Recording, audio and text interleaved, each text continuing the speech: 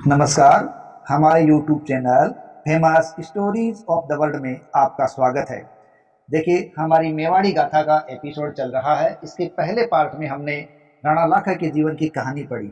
उसके बाद अब मोकल की बारी आती है। देखिए, महाराणा लाखा के जीवन में हमने पढ़ा था कि महाराणा लाखा ने मारवाड़ के राव रणमल की बहन हंसाबाई से वृद्धावस्था में विवाह किया था और इस विवाह की शर्त यह थी कि हंसाबाई से उत्पन्न पुत्र ही मेवाड़ का शासक बनेगा। क्योंकि लाखा के बड़े पुत्र कुंवर चूड़ा थे, तो कुंवर चूड़ा ने क्या किया, आजीवन ब्रह्मचारी रहने की प्रतिज्ञा की और कभी भी राजपाट नहीं मानने की प्रतिज्ञा की थी। इसलिए वो मेवाड़ के भीष्म पिता नाम से जाने गए। तो जब महाराणा लाखा की मृत्यु हो गई तो इस शर्त के मुताबिक महाराणा मोकल शासक बने।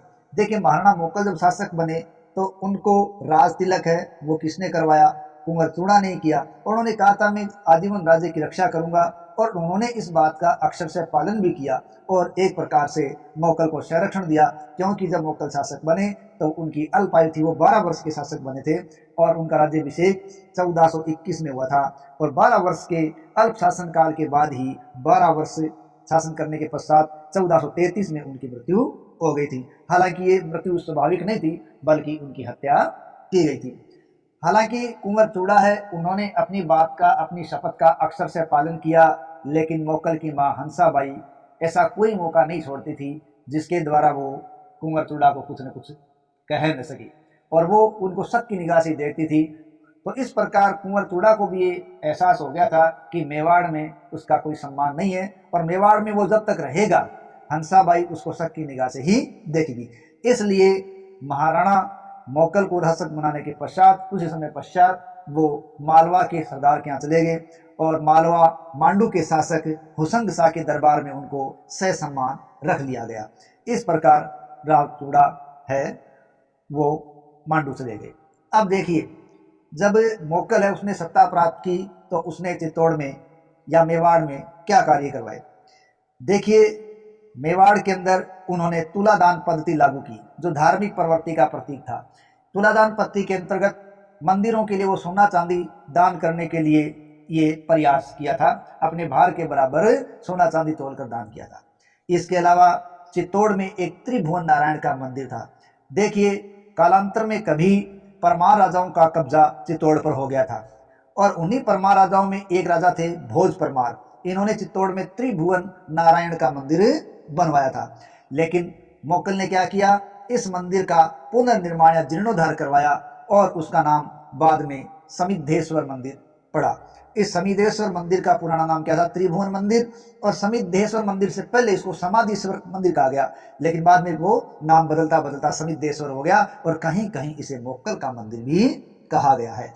अगर अपन मोकल के दरबार की बात करें तो योगेश्वर भट्ट, विष्णु भट्ट इनके प्रमुख दरबारी थे, जबकि मना, फना और पना, जबकि कहीं कहीं आता है मना, फना और विसन, ये इसके प्रमुख शिल्पी थे। ठीक है।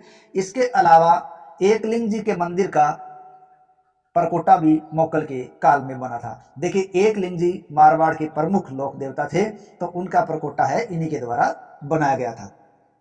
जब मोकल ने गुजरात की तरफ प्रस्थान किया, ठीक है, यानी मोकल का गुजरात की ओर प्रस्थान क्यों हुआ कि मोकल को पता चला कि गुजरात के शासक अहमद शाह है, वो मेवाड़ के खिलाफ अभियान कर रहे हैं। इसलिए मोकल है वो उनकी तरफ ही रवाना हुआ, और मोकल ने जिलवाड़ा नामक स्थान पर पड़ाव डाल दिया। अब जिलवाड़ा नामक स्थान पर पड़ाव डाला, वो एक शिविर में बैठे शाम को युद्ध की रणनीति पर ही विचार कर रहे थे। तभी चाचा मेरा और महपा पवार वहां पहुंचे। देखिए, चाचा और मेरा कौन थे? ये मेवाड़ के शासक छतर सिंह की उपपत्नी या दासी खातिन के पुत्र थे चाचा और मेरा। और छतर सिंह कौन थे? वो मोकल के दादा थे। ठीक है।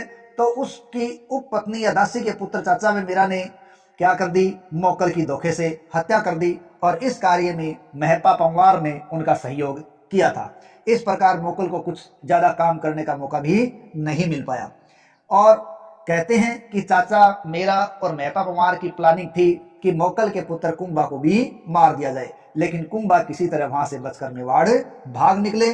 और बाद में हंसाबाई को जब उन्होंने दादी को सारी बात बताई, दादी ने रणमल को बुलाया और उन्होंने चाचा मेरा की तरफ प्रस्थान करवाया तो चाचा और मेरा मालवा की तरफ भाग गए, लेकिन बाद में रणमल के द्वारा उनको मरवा दिया गया था। इस प्रकार ये बदला लिया गया और मोकल की हत्या के बाद कुंभा मेवाड़ के शासक बने, जिनकी एक अलग ही कहानी बनी और वो बड़े चर्चित हुए, मेवाड़ के महाराणा कुंभा। तो अगले पार्ट का इंतजार कीजिए, जिसमें हम मेवाड़ के महाराणा कुंभा की यशस्वी गाथा की चर्चा करेंगे। धन्यवाद। आपको पसंद आ रहा है हमारा चैनल तो प्लीज़ चैनल को लाइक करें, सब्सक्राइब करें, कमेंट करें, शेयर करें, अपना साथ दें। धन्यवाद।